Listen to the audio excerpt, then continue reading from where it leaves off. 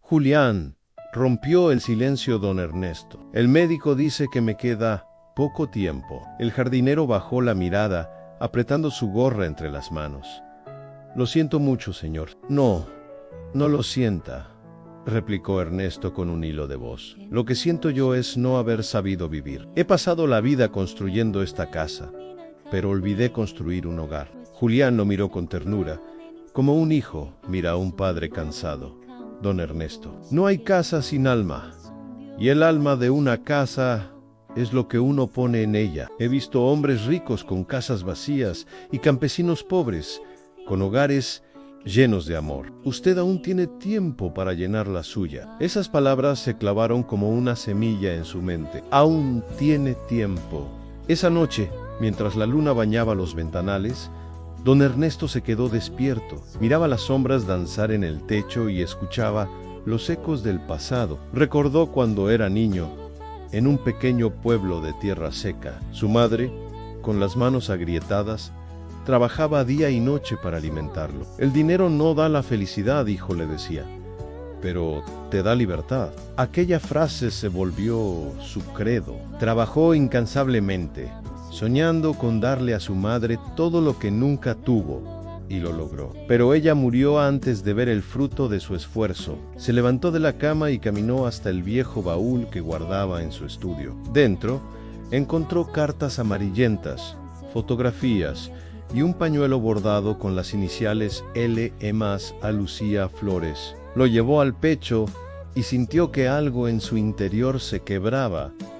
Lucía susurró: perdí tanto tiempo tratando de ser alguien que olvidé ser tu compañero. El amanecer lo sorprendió sentado frente al retrato de su esposa. En su rostro había cansancio, pero también un brillo distinto, una chispa de deseo por reparar lo que pudiera. A la mañana siguiente, pidió que llamaran a los trabajadores del pueblo. Ordenó restaurar el jardín, no para lucirse, sino para volver a ver la vida florecer. Invitó a los niños de la escuela local a recorrer los campos, a escuchar historias antiguas, a plantar árboles nuevos. La gente murmuraba sorprendida: el viejo Flores ha cambiado. Y era cierto, algo dentro de él comenzaba a sanar. Una tarde, mientras observaba a los niños correr entre los rosales, Julián se le acercó de nuevo. Don Ernesto, dijo. Hacía mucho que no lo veía sonreír. Ernesto lo miró y respondió con voz serena: he pasado toda la vida acumulando cosas, pero hoy me doy cuenta de que las cosas no llenan el alma, solo el amor lo hace. El jardinero asintió y ambos permanecieron en silencio, mirando cómo el sol caía sobre los campos dorados. Aquella noche, don Ernesto escribió en su diario por primera vez en años. Las palabras salían torpes, temblorosas, pero sinceras. He sido un hombre que tuvo de todo excepto paz. Hoy entiendo que la riqueza no está en lo que poseemos, sino en lo que somos capaces de dar. Si Dios me da un día más, quiero usarlo para sembrar amor, no para acumular oro. Por primera vez, durmió sin pesadillas. Soñó con su madre, que le tendía la mano desde un campo lleno de flores. Ella sonreía, y detrás de ella, Lucía lo observaba con ternura. En el sueño, ambos lo abrazaban sin reproche. Cuando despertó, el sol se filtraba por la ventana y el canto de los pájaros llenaba el aire. La casa, que antes le parecía un mausoleo, ahora respiraba vida. Esa mañana pidió al mayordomo que preparara una mesa larga en el jardín e invitara a todos los empleados. Por primera vez, don Ernesto comió con ellos. Contó historias de su juventud, rió, escuchó sus anécdotas. Había lágrimas en más de un rostro. Nadie recordaba haberlo visto así. El jardinero se acercó, colocando una flor blanca en el centro de la mesa. Para la señora Lucía, dijo. Ernesto bajó la cabeza, conmovido.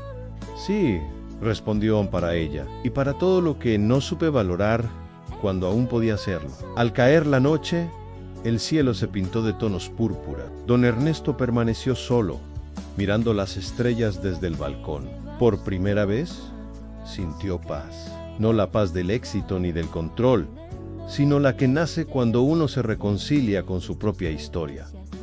Gracias, Julián, susurró al viento. Gracias por recordarme que aún tenía alma. El eco de su voz se mezcló con el canto nocturno de los grillos. En su interior, don Ernesto sabía que el final estaba cerca, pero ya no lo temía, porque comprendía, al fin, que morir no es el fin cuando uno ha aprendido a amar. El sol de la mañana se filtraba entre las cortinas del gran salón, pintando las paredes con tonos dorados y suaves sombras que bailaban con lentitud. Don Ernesto Flores se apoyó en su bastón, respirando con calma, y observó la mansión que tantas veces lo había visto triunfar y a la vez lo había dejado vacío.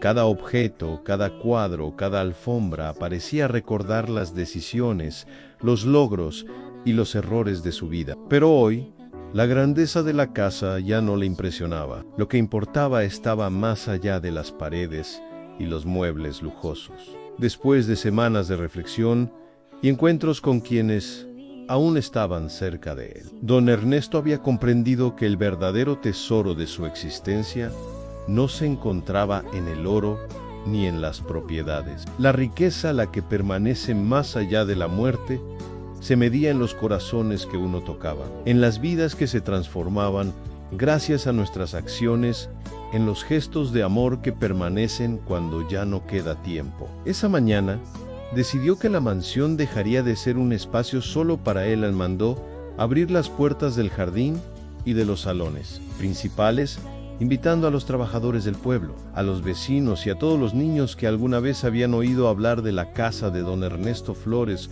como un lugar inaccesible.